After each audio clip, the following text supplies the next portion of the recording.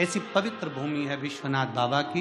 हमारे बीच में माननीय उत्तर प्रदेश शासन के मुख्यमंत्री श्री योगी आदित्यनाथ जी हमारे बीच में पधारे हैं और बहुत सनातन धर्म के लिए जो उन्होंने पताका फहराई है, वास्तवता है कि पूरे देश को दिखा दिया कि सनातन धर्म की एक झलक कैसी होती है। मैं माननीय जी से निवेदन करूंगा आपका आशीष वचन संपूर्ण लाखों शिव भक्तों तक पहुंचे, उसके लिए एक बार जोरदार ताली बजाकर आमंत्रित करते हैं। साधु।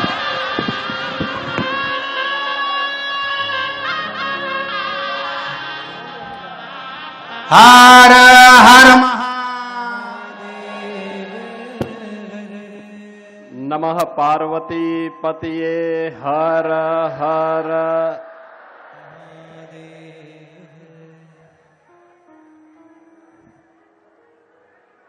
पवित्र व्यासपीठ पर विराजमान पूज्य संत पंडित प्रदीप मिश्रा जी महाराज, इस पूरे कार्यक्रम के आयोजक जगतगुरु महामंडलेश्वर श्री सतवा बाबा संतोष दास जी महाराज, हमारे सभी पूज्य संतजन, इस पावन कथा में उपस्थित सभी हमारे माननीय जनप्रतिनिधिगण और लाखों की संख्या में उपस्थित सभी श्रद्धालुजन,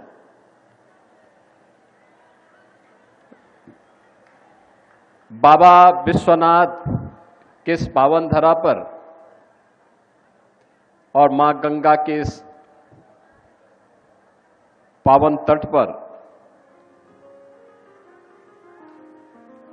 शिव महापुराण की इस पावन कथा को श्रवण का आनंद आप सबको प्राप्त हो रहा है। मैं सबसे पहले कथा व्यास पूज्य संत पंडित प्रदीप मिश्रा जी का आप सभी काशी वासियों की ओर से, प्रदेशवासियों की ओर से और श्रद्धालु जनों की ओर से हृदय से स्वागत करता हूं, उनका अभिनंदन करता हूं।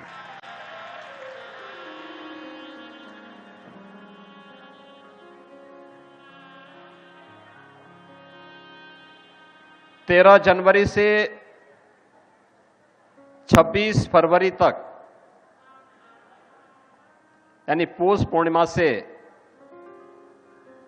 महाशिवरात्रि तक प्रयागराज की पावन धरती पर दुनिया का सबसे बड़ा आध्यात्मिक और सांस्कृतिक समागम महाकुंभ 2025 का आयोजन है। और उससे ठीक पहले काशी की धरती पर इस पावन कथा के माध्यम से इस कुंभ का दर्शन हम सबको देखने का अवसर प्राप्त हो रहा है।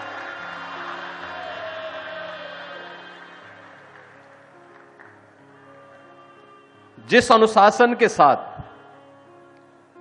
और जिस श्रद्धा भाव के साथ आप सभी इस पावन कथा का श्रवण कर रहे हैं, तो मैं आप सबका भी सबसे पहले हृदय से अभिनंदन करता हूं।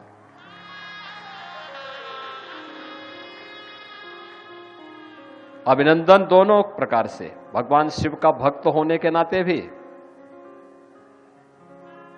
सनातन धर्मावलंबी होने के नाते भी,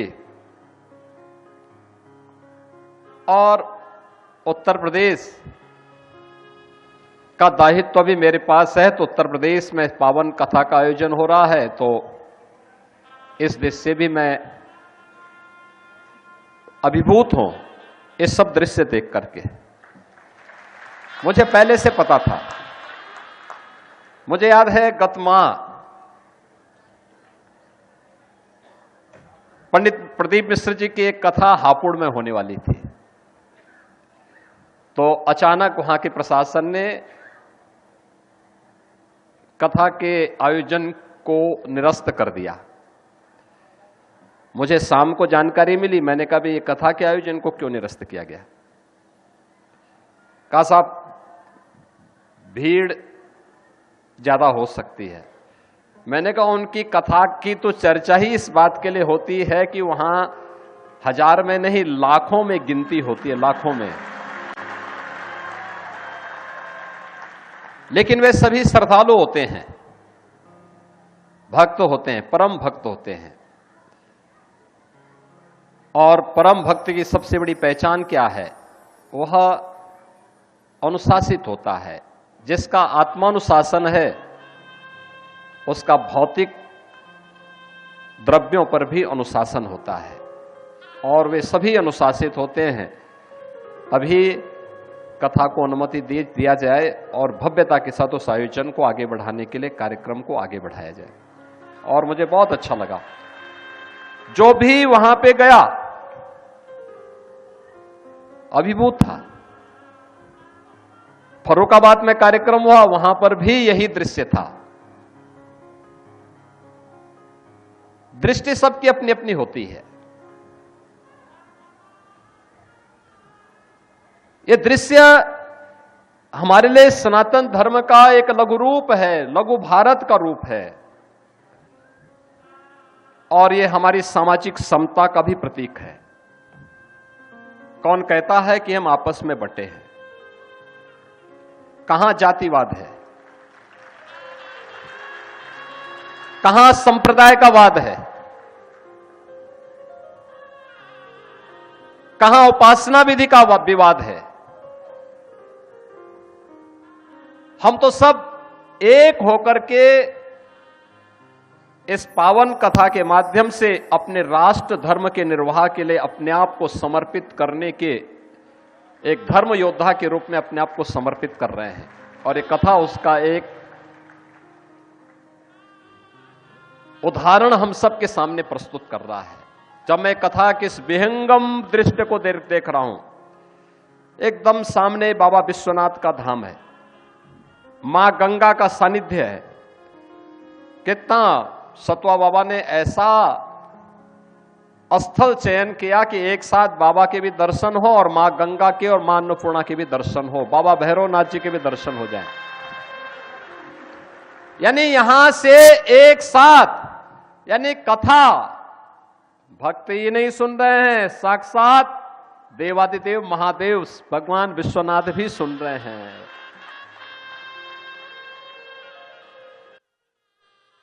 बाबा भैरवनाथ भी सुन रहे हैं, काल भैरव भी सुन रहे हैं, और मां गंगा और मां अन्नपूर्णा भी सुन रही है। इतना विहंगम दृश्य,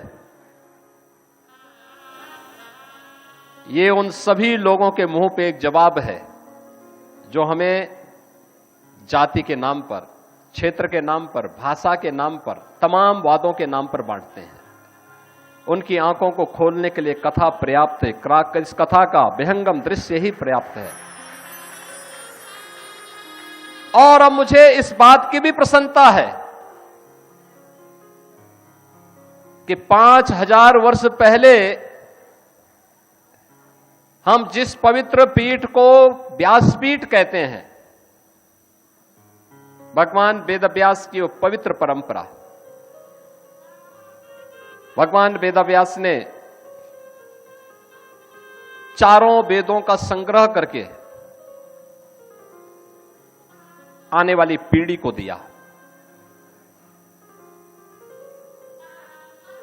गुरु शिष्य की परंपरा वेदों के संरक्षण के लिए कैसे बननी है, भगवान वेदव्यास ने परंपरा दी। महाभारत जैसा 1,00,000 श्लोकों का महाप्रबंधन काव्य, उस पूरी टीम का नेतृत्व दिया। श्रीमद् भागवत महापुराण जैसा ज्ञान, भक्ति और वैराग्य का एक अद्भुत त्रिवेणी का महापुराण, मुक्ति का, यानी जीवन की सफलता का रहस्य जिसमें छुपा हुआ हो, वह जिस भगवान वेदव्यास ने दिया हो। पुराणों और उप पुराणों की रचना कैसे की जानी चाहिए, उसकी शुरुआत की। जिस भगवान वेदव्यास ने उस समय के सबसे बड़े राजवंश कुरु वंश को न केवल हर विपरीत परिस्थितियों में बचाया, बल्कि 8 पीढ़ियों का प्रत्यक्ष रूप से एक सार्थक निर्देशन देकर के उसका नेतृत्व भी दिया। उनका मार्गदर्शन किया और सदैव धर्म और न्याय के पथ पर ही चलते रहे, उसी की प्रेरणा देते रहे।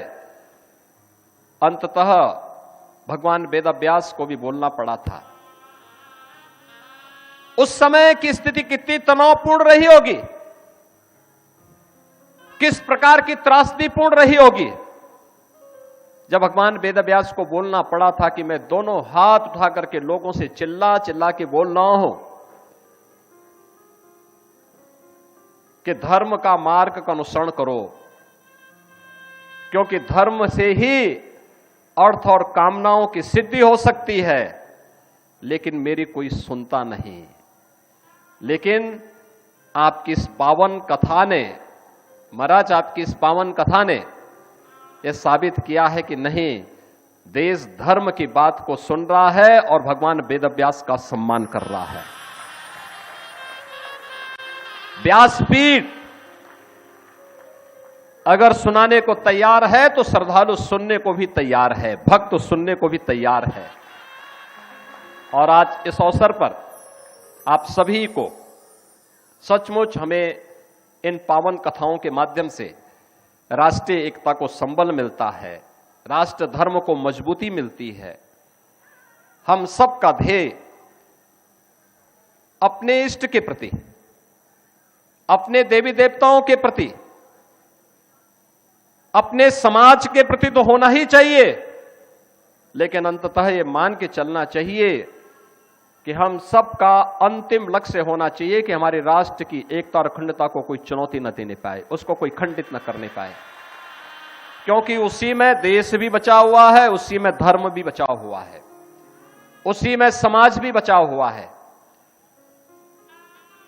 उसी में हम सब भी बचे हुए हैं, उसी में हमारी कथाओं की पावन परंपरा भी बची हुई है। और उस पावन कथा के श्रवण का आनंद आप सबने लिया, आप ले रहे हैं, और वह भी काशी में। मैं इसके लिए सतवा बाबा को भी और उनकी पूरी टीम को भी हृदय से उनका भी अभिनंदन करता हूं। और मैं इस अवसर पर इस पूरी कथा के प्रति अपनी शुभकामनाएं देता हूं, और एक बार फिर से कथा व्यास पूज्य संत पंडित प्रदीप मिश्रा जी को हृदय से बधाई देता हूं एक सफल आयोजन के लिए, सफल कार्यक्रम के लिए। इस सफल बृहद विहंगम दृश्य को मां गंगा के तट पर इतना बृहद आयोजन इतने अनुशासित तरीके से यहां पर हो रहा है, इसके लिए मैं आपका हृदय से अभिनंदन करता हूं। और आपकी ये यात्रा सनातन धर्म के लिए, भारत के लिए इसी बृहद रूप में आगे बढ़ती रहे, इसके लिए हमारी शुभकामना है। उत्तर प्रदेश की पूरी शुभकामना आपके साथ में है। इस पूरे अभियान के प्रति मैं अपनी शुभकामनाएं देते हुए अपनी वाणी को यहीं पे विराम देता हूं। जय जय श्री राम। हर